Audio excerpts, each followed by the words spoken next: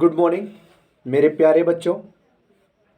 तो आइए, जैसा कि छूटा था, हम लोग 3 खंड कर लिए थे। ठीक है, 2020 प्रैक्टिस सेट 3 कर रहे थे हम लोग और 3 खंड तक हो गया था। चौथे खंड पे हम लोग पहुंचे थे।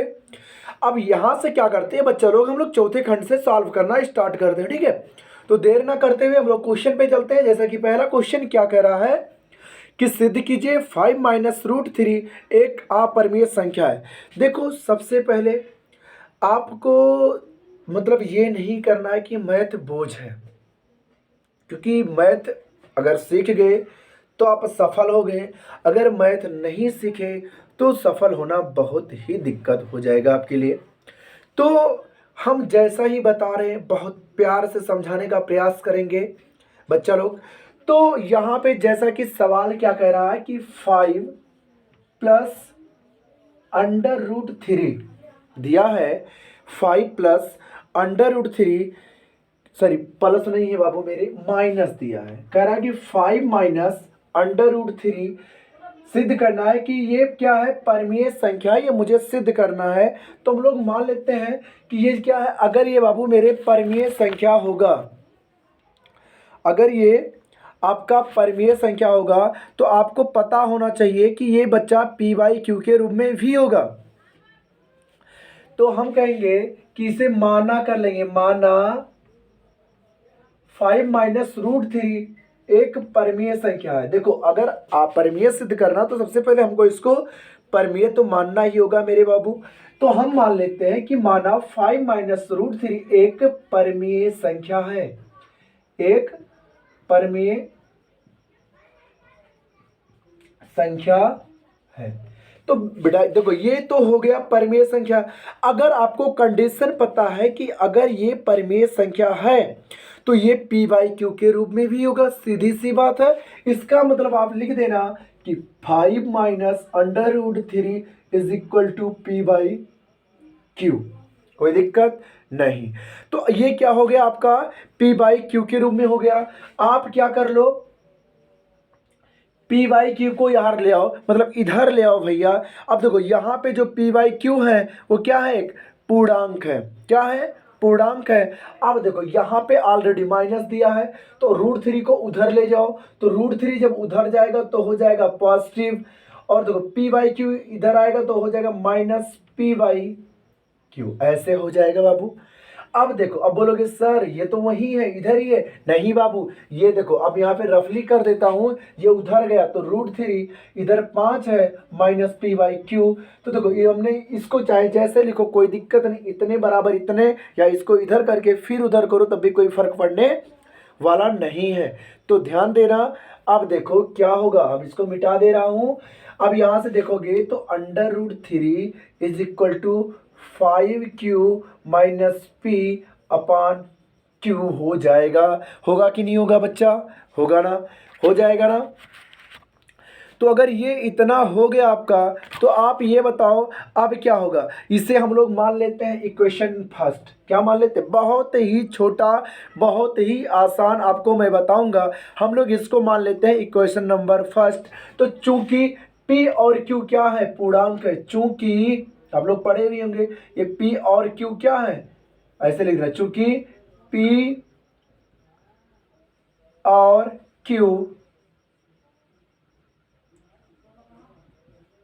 पूर्णांक है, इसलिए 5q - p/q ये क्या होगा बाबू मेरे, परमीय होगा। क्योंकि उसी के स्थान पे ये क्या होगा, एक परमीय संख्या। क्या है, एक परमीय संख्या है। समीकरण नंबर 2, समीकरण नंबर 2। अब क्या होगा आगे, ये देखो समीकरण 1 हो गया, ये समीकरण आपका 2 हो गया। ठीक है, अब देखो समीकरण 1/2 से, समीकरण 1/2 से आपका जो √3 है वो क्या है, एक परमीय संख्या है। परंतु आपको पता, आप ऐसे लिख लेना बाबू, समीकरण 1, समीकरण 1/2 से, 2 से √3 एक परमीय संख्या है।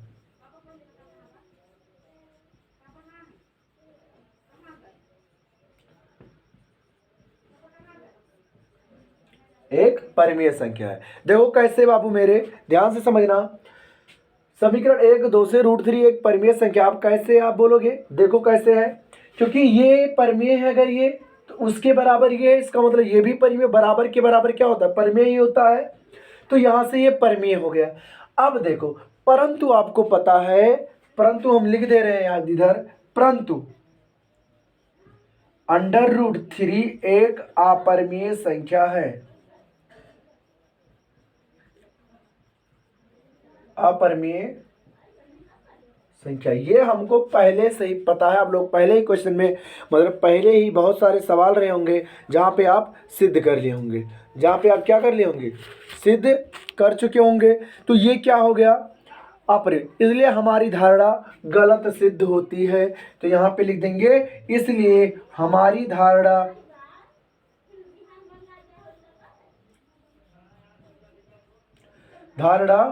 गलत है, गलत है। अतः 5 - √3 एक अपरिमेय संख्या है, एक अपरिमेय संख्या है। तो कितना आसानी से, कितने छोटे में हम आपको क्या कर दिए, इसको बता दिए ना। तो आपको घबराने की आवश्यकता नहीं, बस यही है कि समझ में आ रहा है या नहीं आ रहा है। तो कमेंट बॉक्स में आपको ज़रूर बताना चाहिए कि आ रहा है या नहीं आ रहा है।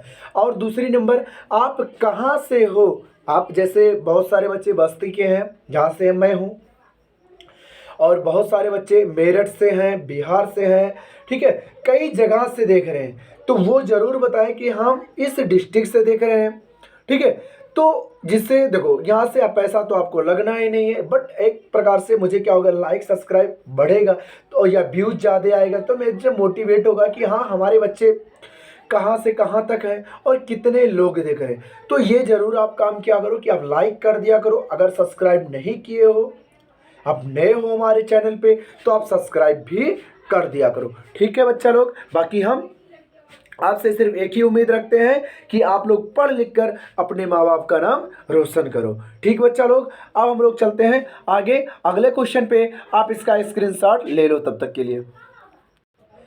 अगला क्वेश्चन हम लोग देखते हैं। देखो अगले क्वेश्चन में क्या कह रहा है, देखो समांतर श्रेणी 6 13 20 एंड सो ऑन 216 का मध्य पद ज्ञात कीजिए। देखो समांतर श्रेणी आपके सिलेबस से कट गया है, तो ये पूछा जाना है नहीं, इसलिए हम लोग ये सवाल नहीं करते, इसको छोड़ के आगे बढ़ते हैं। अब इसका गा नंबर कह रहा है, एक त्रिभुज ABC है जिसकी भुजा AB और AC, मतलब हम मान लेते हैं यहाँ पे, ध्यान देना, यहाँ पे एक त्रिभुज आपका ABC है, ABC है। अब देखो बच्चा लोग, इसमें कह रहा है भुजा AB और AC के मध्य बिंदु E, मध्य बिंदु क्या है, E है। और जैसा कि E का निर्देशांक भी दिया गया है, E का निर्देशांक दिया 2, -1, 2, -1 है। और इसके बाद F का निर्देशांक दिया 0, -1, यहाँ पे मध्य बिंदु इसका है F, इसका निर्देशांक 0, -1 दिया गया है, 0, 1 दिया गया है, ठीक है। तो ये दिया गया है। इसके बाद दिया है A के निर्देशांक 1, -4 है, 1, -4, ये आपके A के निर्देशांक दिए गए हैं। और कह रहा है कि आपको त्रिभुज ABC का क्या बताना है, पूरे त्रिभुज का क्षेत्रफल बताना है। अब देखो, अगर हमें पूरे त्रिभुज का क्षेत्रफल बताना है तो हमें इसका कोऑर्डिनेट, मतलब इसका भी, दोनों का क्या होना चाहिए, पता होना चाहिए। अब पता करने के लिए हम लोग क्या करते हैं, देखो ये मध्य बिंदु है, और मध्य बिंदु मान लेते हैं, अगर ये आपका क्या हो गया, मान लेते हैं x1 है, कोई दिक्कत नहीं। इसे मान लेते हैं कि अगर ये मान लीजिए x है और ये मान लीजिए x1 है, y1 है, और ये आपका क्या है, मान लेते हैं x2 है और ये y2 है, इसको मान लेते हैं x3 है और y3 है, टेंशन मत लेना, ठीक है। ये आपका x है और y है, इसके लिए आपका ये है, आपका मान लीजिए x डैश y डैश है, कुछ भी मान सकते हो, मानने के लिए आप हो। अब देखो, हमें B का निर्देशांक, हम कहेंगे बिंदु B का निर्देशांक, बिंदु B का निर्देशांक निकाल लेते हैं। तो बिंदु बी का निर्देशांक क्या होगा, कैसे निकालेंगे हम लोग क्या निकालते हैं कि x, देखो ठीक है, तो हम लोग निकाल लेते हैं x2 y2। कैसे निकालेंगे ध्यान देना थोड़ा सा, तो निकाल लेते हैं। तो निर्देशांक देखो क्या होगा, ये इतना होता है निर्देशांक इक्वल टू, हम निकालेंगे देखो x और y इज इक्वल टू क्या होगा, आप देख लेना, x1 प्लस y1, x1 मतलब होगा x1 प्लस x2 अपान 2 कामा होता है y1 प्लस y2 अपान 2। जब मध्य बिंदु की बात होती है तब होता है। तो x की वैल्यू कितना है आपका 2 है, y की वैल्यू -1 है, तो ये कितना हो जाएगा, x1 कितना है x1 आपका 1 है प्लस x2 आपका x2 ही है और बटे 2 है, कामा y1 तो आपका y -4 है प्लस y2 तो y2 ही है और बटे कितना है 2 है। अब देखो हम लोग तुलना इससे करवा लेते हैं, इससे इसका तुलना करवा लेते हैं। तो यहां से आपको मिल जाएगा बाबू मेरे, तो 2 बराबर हो जाएगा 1 प्लस x2 अपान 2, तो हो जाएगा 2 दूना 4 इक्वल टू 1 प्लस x2, तो x2 इक्वल टू हो जाएगा 3। x2 की वैल्यू कितना आ गई बाबू 3 आ गई, एक इधर आ जाएगा, यहां लगा लेते हैं कि आपका हो जाएगा -1 is equal to -4 plus y2 upon 2, तो 2 एक कम 2 -2 इक्वल टू -4 प्लस y2, -4 इधर आएगा तो हो जाएगा +4 और +4 से 2 जाएगा, 2 बचेगा, मतलब y2 इज इक्वल टू क्या बचेगा 2। इतना तो सॉल्व आप कर ही सकते हो। तो इसका जो निर्देशांक आ जाएगा वो क्या हो जाएगा बाबू, आपका हो जाएगा 2 कामा, मतलब x2 y2 कामा हो जाएगा आपका 3 कामा 2, मतलब ये कितना आ रहा है 3 कामा 2 आ जा रहा है। ठीक है, अब आगे की अगर हम लोग बात करते हैं, आगे अब हम लोग इसी प्रकार से किसका निकाल ले, थोड़ा बड़ा होगा लेकिन घबराने की आवश्यकता नहीं, हम निकाल लेते हैं बिंदु सी का निर्देशांक।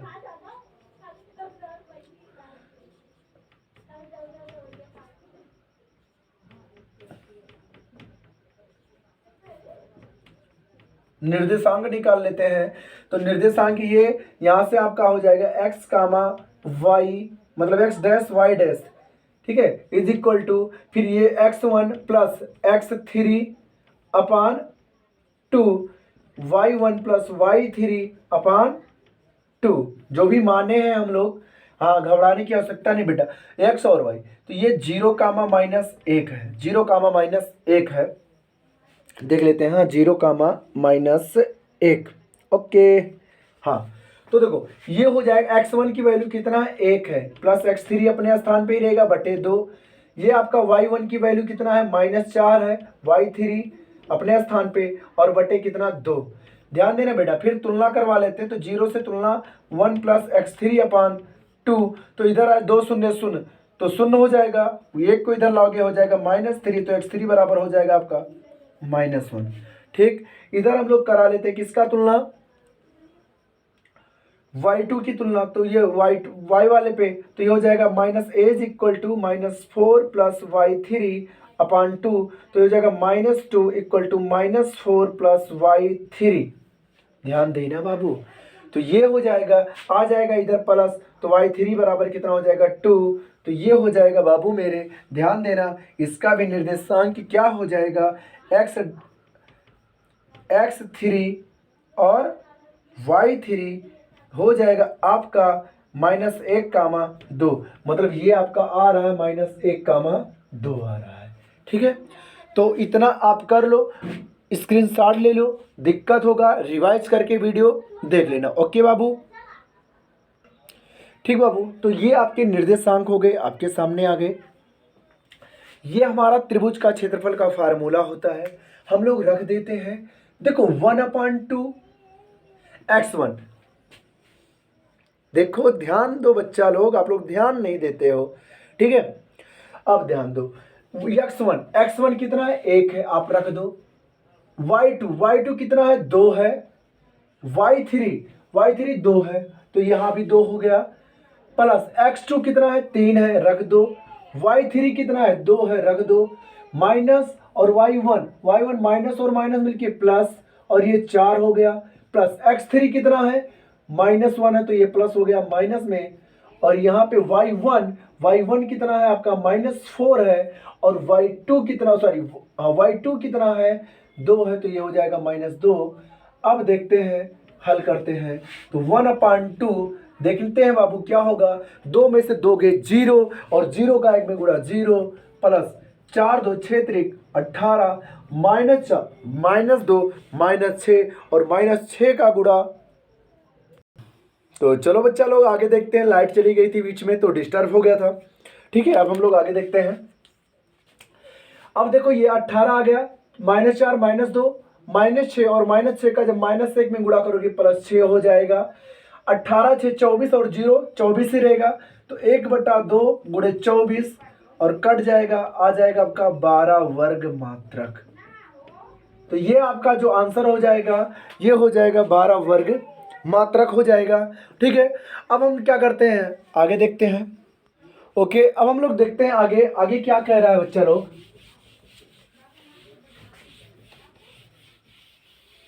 अब देखो आगे आपसे कह रहा है कि sin theta equal to 4/5, sin theta is equal to 4/5, और इसके बाद दिया है, तो बताइए आपको बताना है कि 4 tan थीटा और -5 cos theta -5 cos theta upon sec theta plus 4 cot theta sec theta plus 4 cot theta, ये है। ध्यान देना, अगर ये sin थीटा इक्वल टू 4/5 दे दिया है तो घबराने की कोई हो सकता नहीं। देखो sin थीटा इक्वल टू 4/5 दिया है, आप देख लो आपका ये एक त्रिभुज होता है, मतलब ये आपका थीटा है या ए बी सी कुछ भी है। अब देखो sin theta is equal to 4/5 है, ध्यान से समझ लेना बच्चा। sin थीटा इक्वल टू 4/5, और 4 क्या होता है लंब, और लंब बटे क्या होता है sin थीटा, कर्ण होता है। अब यहां से देखो ये हो जाएगा लंब कितना आपका 4 और कर्ण कितना 5 हो जाएगा, तो आधार कितना होगा, हम कहेंगे त्रिभुज एबीसी में पाइथागोरस प्रमेय से, ये रफली काम है गोरस प्रमेय से। तो क्या हो जाएगा, ये कर्ण का स्क्वायर मतलब 5 का स्क्वायर बराबर आधार का स्क्वायर, तो ये हो जाएगा BC का स्क्वायर प्लस लंब का स्क्वायर मतलब 16। इधर आएगा तो 25 - 16 इज इक्वल टू BC का स्क्वायर, तो BC का स्क्वायर बेटा हो जाएगा 16, 25 में से 16 गए हो जाएगा 9, तो BC बराबर कितना हो जाएगा √9 इज इक्वल टू 3। तो ये कितना आ जाएगा आपका 3 आ जाएगा। अब देखो 4 tan थीटा, तो 4 tan थीटा इक्वल टू होता है लंब बटे आधार, तो ये हो जाएगा 4 गुणे tan थीटा का मतलब लंब बटे आधार मतलब 4/3 माइनस 5 गुणे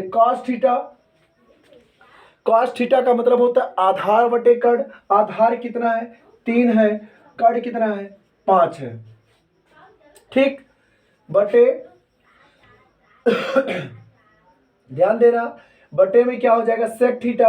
अब sec थीटा किसका होता है भैया, तो sec थीटा इक्वल टू, तो आगे क्या हो जाएगा आपका sec थीटा, आपको पता है sec थीटा इक्वल टू क्या होता है कर्ण बटे, भैया cos का उल्टा sec होता ना, आधार बटे कर्ण नहीं, कर्ण बटे आधार मतलब 5/3, फिर plus 4 cot theta equal to होता है आधार बटे लंब मतलब 3/4 हो जाएगा। तो देखो 4 से 4 आपका कैंसिल हो गया, यहाँ से 5 से 5 कैंसिल हो गया, 4 चौक 16, 4 चौक 16/3 -3 बटे ये 5/3 और प्लस 3, हल करोगे तो 16 3 त्रिक 9 -9/3, इसे हल करोगे तो 3 त्रिक 9 5 14/3, 3 से 3 क्या होगा ये कैंसिल हो जाएगा, 16 में से 9 गए 7 बचा और बटे 14, तो 7 दूनी 14 1/2 आपका क्या हो जाएगा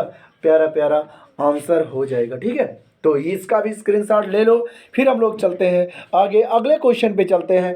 ठीक बच्चा लोग, तो खैर इस वीडियो में यहीं तक रहेगा, फिर हम मिलेंगे अगले वीडियो में। तब तक के लिए आप सभी लोगों का धन्यवाद। लेकिन आप मेरे चैनल पे अगर नए हैं तो चैनल को सब्सक्राइब जरूर कर लिया करें। ठीक है, थैंक यू वेरी मच। ठीक है। कलम से क्रांति।